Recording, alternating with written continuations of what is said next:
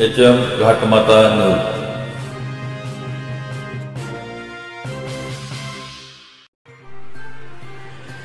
खरसुंडी सिद्धनाथ तीर्थक्षेत्राच्या ठिकाणी रमेश जावीर यांनी स्वखर्चातून काष्ठशिल्प व चित्रसंग्रहालय उभारले आहे. 6 गुंठे परिसरात संग्रहालय आहे. जावीर यांचे पुत्र सुधीर यांनी चित्रकला क्षेत्रातील शिक्षण पूर्ण केले आहे. सुधीर यांनी तयार केलेली माझे बालपण, वनवा, ही वाट दूर जाते असे अनेक चित्र साकारले आहेत. विज्ञान युगामध्ये चित्रपटसृष्टी वगळता कलेची प्रबोधन माध्यमे संपुष्टात आली आहेत. हे शिल्प खरसुंडीचे रमेश जावीर हे रयत शिक्षण संस्थेत कार्यरत असल्यापासून त्यांनी हा काष्ठशिल्पाचा छंद जोपासला आहे. सध्या ते सेवानिवृत्त आहेत. साहित्यिक रमेश जावीर यांनी 250हून अधिक काष्ठशिल्पे तयार केली आहेत. काष्ठशिल्पामध्ये फार कमी लोक कार्यरत आहेत. काष्ठ म्हणजे लाकूड. झाडांच्या मूळ, खोड, फांद्यांचा वापर करून त्यांनी पक्षी, प्राणी, मानवी आकार शोधलेत. सुधीर जावीर यांचे कर्जबाजारी शेतकऱ्याची आत्महत्याग्रस्त कुटुंबाची पहिली दिवाळी व हम्पी या चित्रांचे लंडन येथे घेतल्या जाणाऱ्या ऑनलाईन प्रदर्शनासाठी निवड झाली आहे. जावीर संग्रहालय खरसुंडी यांची इंडियाज वर्ल्ड रेकॉर्ड 2021 मध्ये नोंद झाली आहे. हे संग्रहालय जगाच्या नकाशावर झळकत आहे. शाळा, महाविद्यालयीन विद्यार्थ्यांसाठी कलेचे मार्गदर्शन केंद्र व प्रबोधन क्षेत्र भेटी, सहलीसाठी संग्रहालय उपयोगी आहे. खरसुंडी येथील जावीर काष्ठशिल्प चित्रसंग्रहालय येथे 18 मे 2022 रोजी जागतिक संग्रहालय दिनानिमित्त एच.एम. घाटमाता न्यूजचे संपादक हबीब मुलानी यांनी जावीर संग्रहालयास भेट दिली. प्रसिद्ध साहित्यिक काष्ठशिल्पकार रमेश जावीर व चित्रकार सुधीर जावीर यांच्याकडून संग्रहालयाची माहिती जाणून घेतली. ते कशा प्रकारे ते पहा.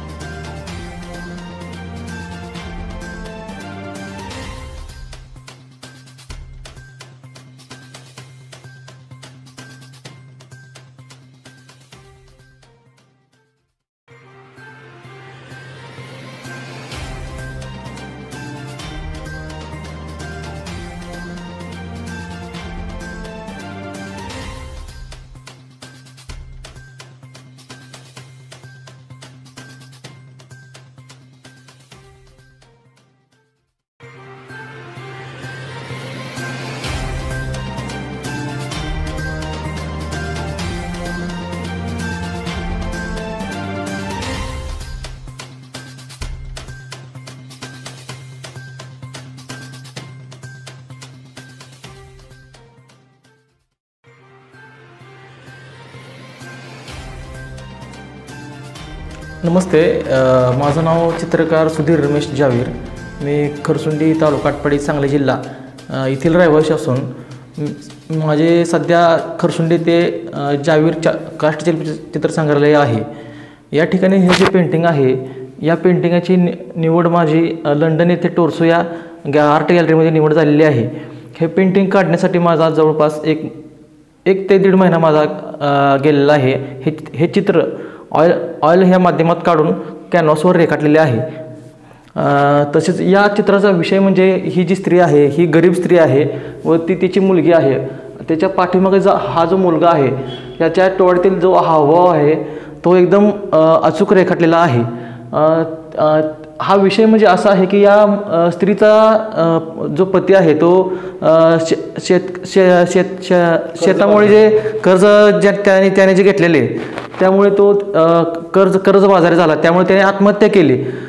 त्याचा परिणाम म्हणून त्यांनी ही जी दिवाळी जी रेखाटली आहे ती एकदम गरीब आहे, तर पणती लावली आहे. शिवाय त्या मुलीचा लग्नाचा बोजा ह्या स्त्रीवर आहे आणि हळूच तो लहान मुलगा कोपऱ्यातून बघत आहे. त्याचे शाळेचे पण सगळं म्हणजे पूर्ण आभाळ झालेले आहे. असे या चित्राचा आशय थोडक्यात आहे. ते आता या ठिकाणी हे जे पेंटिंग आहे हे सुद्धा ऑइल या माध्यमात कॅनव्हासवर रेखाटलेले आहे. हे चित्र 36 इंच बाय 41 इंच या आकारात रेखाटलेले आहे. याचा विषय आहे फेसलेस गर्ल. ही आहे डोंबऱ्याची मुलगी. डोंबऱ्याची मुलगी म्हणजे तिची जी कसरत असते ती सगळी म्हणजे तारेवरची कसरत असते. दोरीवरून ह्या टोकावरून त्या टोकापर्यंत जायचं असते.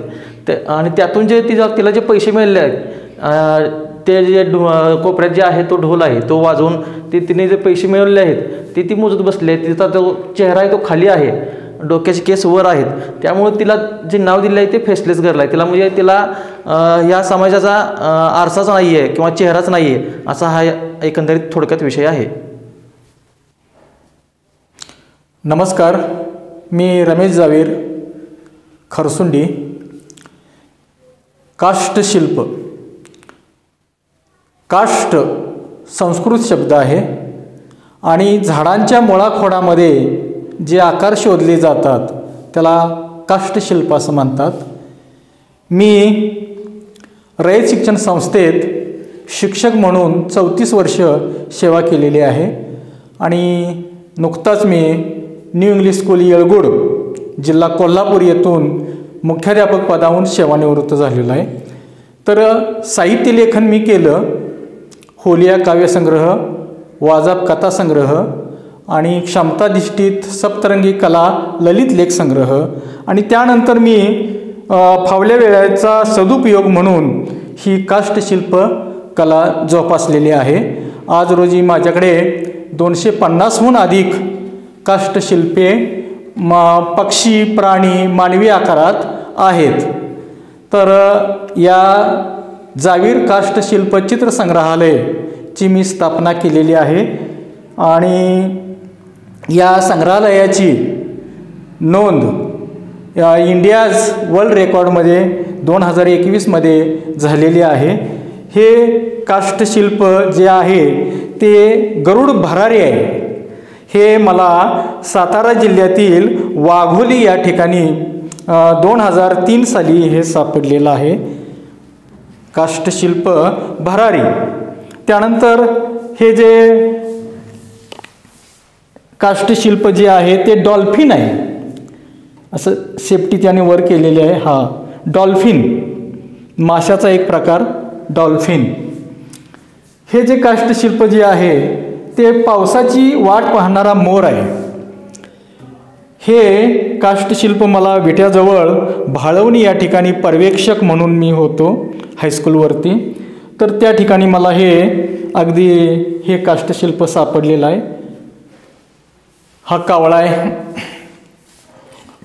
नंतर हे काष्टशिल्प जे आहे ते काळवीट सांबार आहे, म्हणजे काळवीट हरिण. तर हे काष्टशिल्पही मला सातारा जिल्ह्यातील वाघोली या ठिकाणी सापडलेलं आहे. हे स्त्रीचा आकार आहे. यामध्ये काष्टशिल्पचा उत्कृष्ट नमुना. हे जे आहे ते फ्लेमिंगो रोहित पक्षी हे काष्टशिल्प आहे. त्यानंतर हे जे आहे तो डायनोसॉर आहे. डायनोसॉर 4 पाय आहेत, शेपटी आहे. पृथ्वीच्या निर्मिती झाल्यानंतर असे काही महाकाय प्राणी होते आणि काळाच्या ओघात ते गाडले गेले. तर हे जे काष्टशिल्प आहे डायनोसॉर हे सुद्धा मला सातारा जिल्ह्यातील वाघोली या ठिकाणी सापडलं. इथं मी काही चेहरा वगैरे त्याचा बनवलेला नाही. या ठिकाणी आणखी एक काष्टशिल्प वैशिष्ट्यपूर्ण असं काष्टशिल्प आहे. हे काष्टशिल्प पुराण वस्तू संग्रहालय लक्ष्मीनारायण पुराण वस्तू संग्रहालयाचे संग्राहक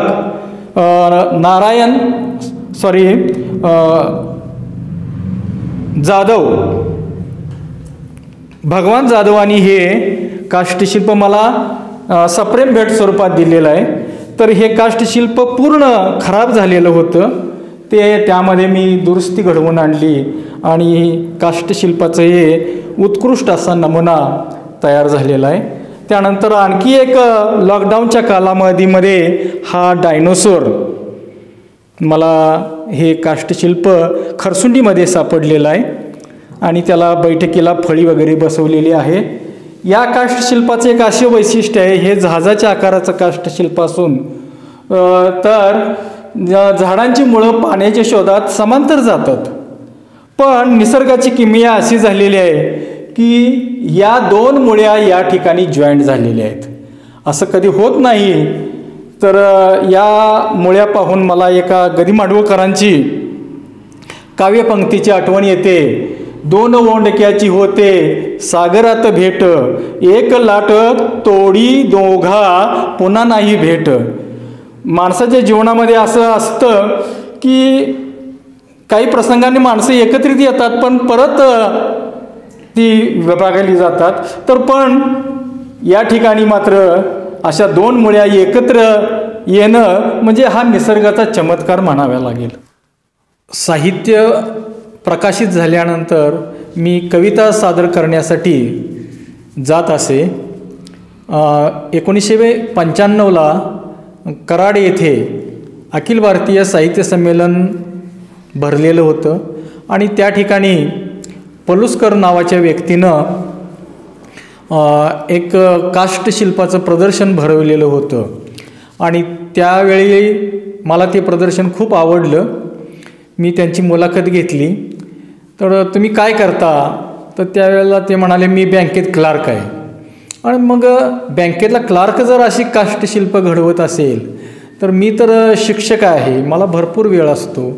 मग फावला वेळेचा सदुपयोग म्हणून मी अशी काही काष्टशिल्प शोधायला लागलो आणि रयत शिक्षण संस्थेत नोकरी करत असताना बऱ्याच बदल्याचा योग आला आणि त्यामुळं मला विविध ठिकाणच्या वाखारीतून काही डोंगरदऱ्यातून अशी काही काष्टशिल्प मी त्याचा शोध घेतला आणि या शोध घेतलेल्या काष्टशिल्पांचं कुठंतरी संग्रहालय असावं म्हणून खरसुंडी हे तीर्थक्षेत्र गाव आहे आणि अशा ठिकाणी एक संग्रहालय असावं असं एक मनात होतं. म्हणून मी स्वखर्चातून 6 गुंठे परिसरात आणि माझ्या पगारातल्या मिळणाऱ्या रक्कममधून कुटुंबाचं पालनपोषण करत मी ही संग्रहालयाची इमारत उभारलेली आहे. आज या संग्रहालयात एक 5 दालनं असून मी कुटुंबाची राहण्याची सोय पाठीमाग केलेली आहे. तर संग्रहालय म्हणजे छंद, माणसाला छंद असला पाहिजे आहे. छंद स्वतःबरोबर दुसऱ्याला आनंद देतो आणि माणसाच्या जीवनामध्ये अनेक संकट येतात पण या संकटाला घाबरून न जाता त्यांनी छंद जोपासले पाहिजेत आणि कला जोपासल्या पाहिजेत.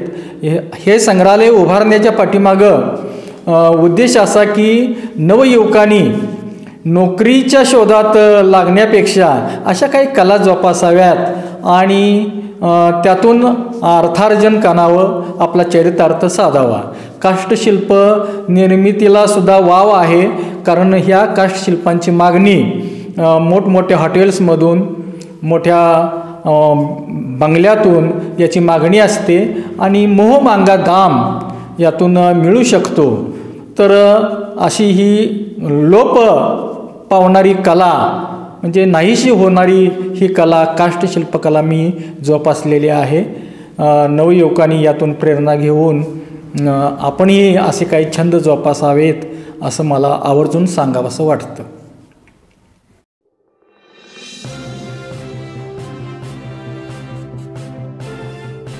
HM घाटमाता नऊ.